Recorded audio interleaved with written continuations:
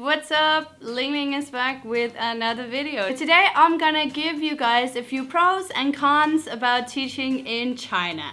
And I'll be totally honest, okay? I'll be totally honest because there were some things that were pretty good and then there were some things that were extremely bad. So yeah, let's get to it. And the first bad thing, negative thing about teaching in China was the fact that the food was just not my thing. It was super cheap in the canteen. We had free meals and I thought, you know, to save money I should go there and eat. And I tried so hard. Oh my god, I tried so hard, but I just could not eat it. And if I ate it, I ate so little that I was hungry all the time. And if you can't guess it, I'm a hangry person. So yeah, when I'm hungry, I get super fast angry, and this is not good when you're going to teach 40 students at the time because these children were being so noisy. It was another problem. So the Chinese, I know the Chinese education system is pretty strict. And I was expecting the children to be all like sitting like this all the time. But it didn't happen for me because I was a foreign student and mine was just like an oral class. They wouldn't get any grades from that. So it was basically just a break for them from the rest of the really harsh teaching classes or days in school. So yeah, they were just having the time of their life and yeah, that was harsh. Just being so noisy, and I was just trying to calm them down. That was tough. Yeah, so that was the first negative one. Then I will give you a positive one on top of that one. So the first positive one is obviously that it's a great adventure. It's so amazing. It's so much fun to try something new, to challenge yourself, to go somewhere you haven't been, and to be with people you have never, you know, been with before, if you know what I mean. Like these Chinese people, I'd never met Chinese people before I came to China. Yeah, I know it sounds sick, but I was from a small town in Denmark and it's just, yeah, we just didn't have any Chinese people around there, or I never met them anyway. So yeah, when I came to China, it's just the experience with the new culture and the differences, and even if some of them are super annoying, there are also very, like, many interesting things. It was just such an adventure. It just made me so excited every time I got up in the morning and went out for, yeah, you know, yet another adventure. The second negative thing about teaching English in China is that when I was in China in a small town, I felt lonely, you know.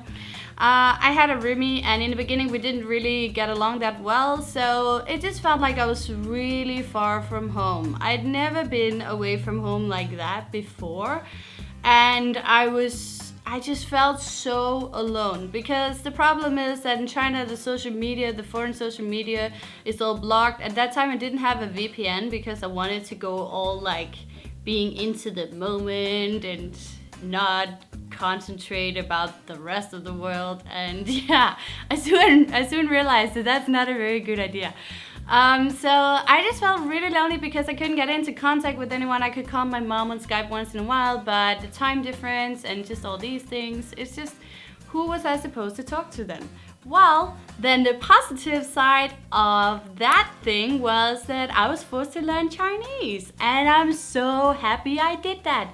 I am so happy because Chinese is such an important language and you could use it almost anywhere in the world, and because there will always be Chinese people around you. It's, yeah. So like, even if I was kind of forced in the beginning, I just saw it as a really interesting thing and I felt like I could relax with it because the children were so noisy. So when I was learning Mandarin or Chinese, it was just like I was in this little bubble. I was in this little happy place, you know, every time I opened a book, and I bought all these silly books about Barbie and like small fairy tales, and I just thought it was so nice and comfortable. So yeah, that was a positive thing. Teaching in China, learn some Chinese, and it was so much easier also to talk to or socialize with Chinese people, and I got a lot of new friends by doing that. So that was a good thing, right? Okay, the third negative thing about teaching English in China is the visa complications. So yeah, in China there are just a lot of different visas, and you have to figure out which one you're gonna use. And if you can't get one for long enough, you have to go to either Hong Kong or you have to go to yeah, usually it's Hong Kong. You could go to other places outside China as well, but many people go to Hong Kong and then they have to reapply for the visa and go back again, and it's just quite annoying with the visa thing. And also when I was in China, I had visa for only in China, so I could not go outside of China because then I had to apply for a new visa. And it's just, when you go there, you have to figure out what visa you're gonna get, and if you can't get that one, you have to find another one, and it's just, wow, that's a mess. So definitely, if you're looking for a teaching job in China, you should talk to the schools that you're applying for, and then they should help you do it, because it's just too many complicated things you have to do. Yeah. But the good thing is that in China, English level is just really low. Sorry if any Chinese are watching this video, but yeah, in general the English level is just really low, so it's super easy to find an English teaching jobs in China are many. I can't speak right now. There are many English teaching jobs in China, so it's very easy to find a job. You can just go on the website called eChina Cities or the Beijinger, or like I will put the links below where you can have a look. And yeah, it's easier if you're a native speaker, but if you're not, you can also try to apply whatever. So before I was making this video, I was thinking about the pros and cons for teaching in China, and right now when I'm trying to make the video, I'm just like la la la la la, saying stupid things, and I can't speak clearly, and it's just really ugly. So yeah, I hope you guys understand what I'm talking about, and yeah, if you have any other pros and cons, please leave a comment below and let me know. Let's discuss it. I am always up for a discussion.